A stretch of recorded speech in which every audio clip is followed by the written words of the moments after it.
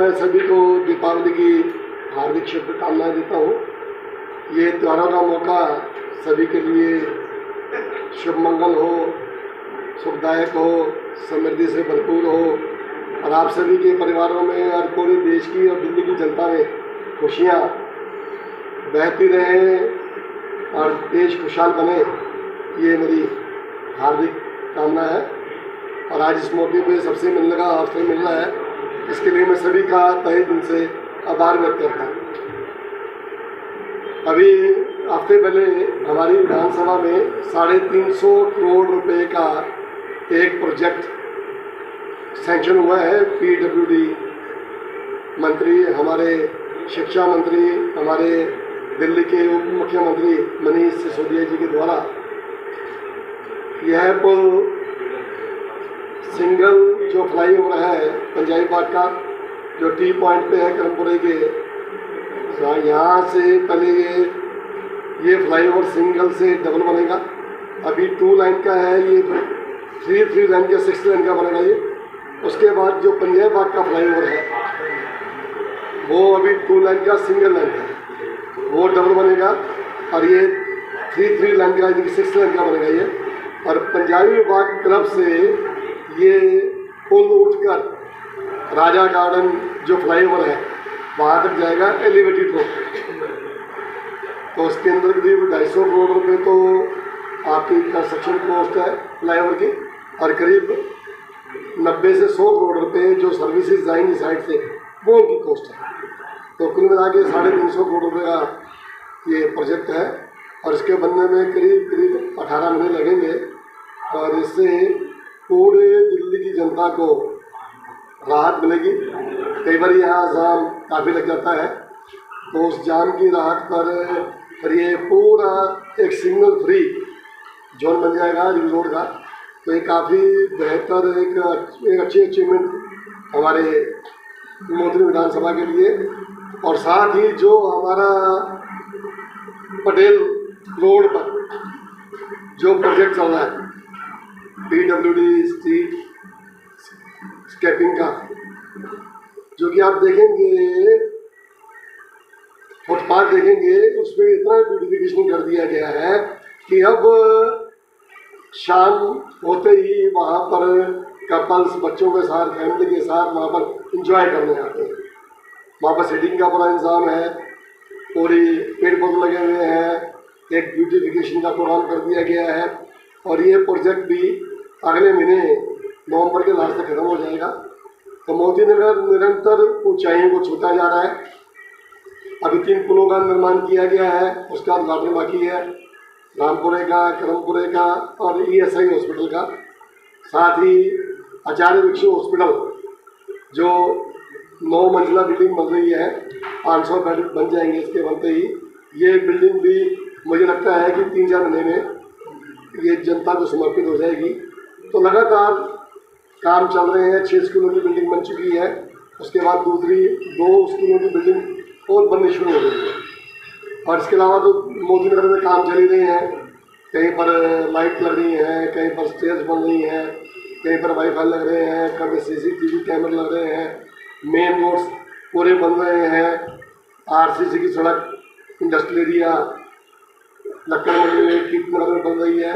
तो तमाम आप देखेंगे कि मोदी नगर विधानसभा में हमारे मुख्यमंत्री अरविंद केजरीवाल जी नेतृत्व में प्रतिदिन ऊंचाइयों को, विकास की ऊंचाइयों को छू रहा है। और इसी तरह से काम यहाँ पर होते रहेंगे और आगे भी काम इसमें चलते रहेंगे और मिलकर दिवाली का एंजॉय करते हैं।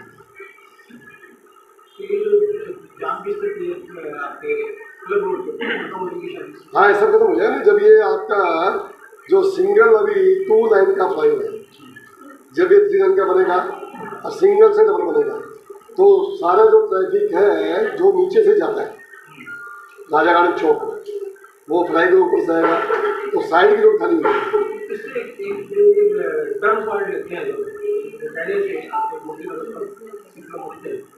वो टर्निंग पॉइंट भी आपका इजी हो जाएगा ना, जब वो आज जो सिंगल लाइन का फ्लाईओवर है, ये भी जो सिंगल का है, ये 2 लाइन का लाइन का बन जाएगा, फिर ये डबल बन जाएगा। तो जो भी ट्रैफिक रिंग रोड से आ रहा है और जो उधर से आ रहे हैं आपका राजा गांधी चौक से, तो दोनों फ्लाईओवर के ऊपर से निकल जाएंगे, तो नीचे के रास्ते स्मूथ हो जाएंगे, टर्निंग पॉइंट भी हो जाएगा, काफ़ी राहत मिलेगी। जैसे आपने बताया कि डेढ़ साल लगेगा इसको बनाने में, और हो जाएगा तो वहाँ से 1.5 लाख अब वीडियो निकल गया, तो ऐसे में जब बनाते टाइम सबने फिर जाम की समस्या होगी, तो क्या आप लोगों ने रूट भी डाइवर्ट करा है, करेंगे या फिर? अभी जैसे भी इसकी प्लानिंग करेंगी, जैसे रोड्स कहीं भी हमारे ब्रिजेज बन रहे हैं, फ्लाईओवर बन रहे हैं, तो हम उसको पूरे व्हीकल्स के मूवमेंट्स को ध्यान रखते ही बना रहे हैं। अब ये 3 पुल हमारे यहाँ बने तो कहीं भी जाम की स्थिति नहीं है, तो इस तरह से देख के प्रोग्राम्स को कैसे कैसे किया जाएगा वो चीज़ें हम डिफाइन की जाएंगी और उसको स्मूथ किया जाएगा। सर, आने वाले एनसीडी के चुनाव हैं, इसको लेकर के आम आदमी पार्टी क्या करेगी? देखो, विपक्ष की पार्टियों ने पूरा सर्वे कराया हुआ है। बीजेपी पूरी तरह से अपने आप को सरेंडर कर चुकी है और उनका मानना है कि हमारी दिल्ली में 250 में से 10-20 सीट भी नहीं आई, और उसी की डर से उन्होंने मार्च अप्रैल में जो इलेक्शन होने थे उसको टाले गए, और अभी बहुत जल्द इलेक्शंस की अनाउंसमेंट होने वाली है। और डेली भ्रष्टाचार के नए नए किस्से एमसीडी के उजागर हो रहे हैं। दिल्ली पूरी कूड़े का ढेर बना दी गई है, 3 बड़े बड़े पहाड़ दे दिए हैं भाजपा सरकार ने। तो ये पूरा आप जो मॉडल देखेंगे, इस मॉडल से पूरी दिल्ली की जनता त्रस्त है और जनता ने पूरा मन बनाया हुआ है।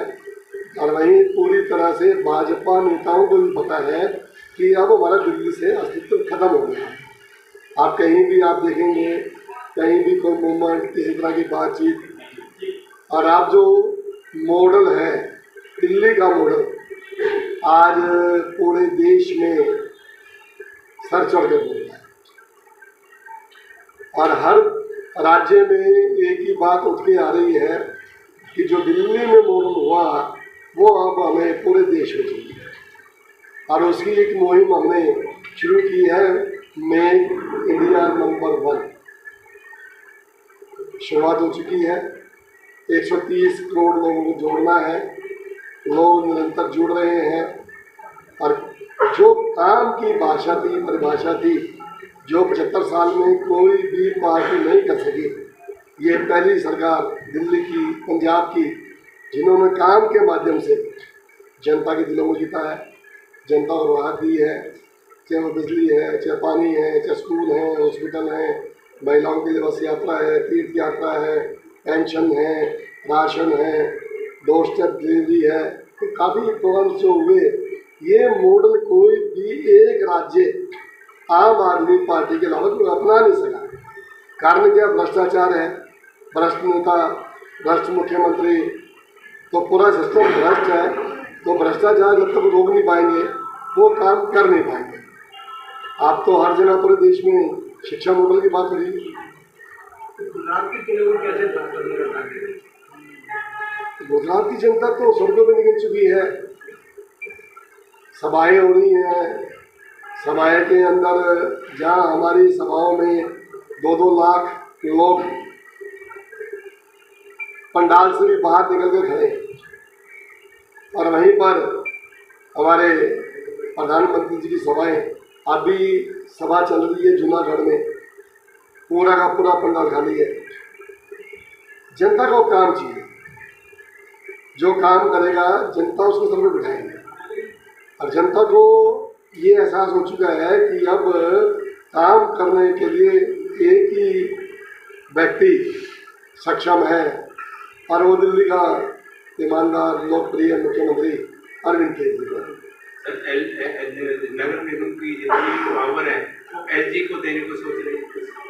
कोशिशें तो बहुत हैं, लेकिन अब तानाशाही ज़रा समय चली गई। अभी उन्होंने मनीष जी को भी जेल में डालने की कोशिश की, उनके घर पे छापा मारा, कुछ नहीं मिला। उनके बैंक पे छापा मारा, कुछ नहीं मिला।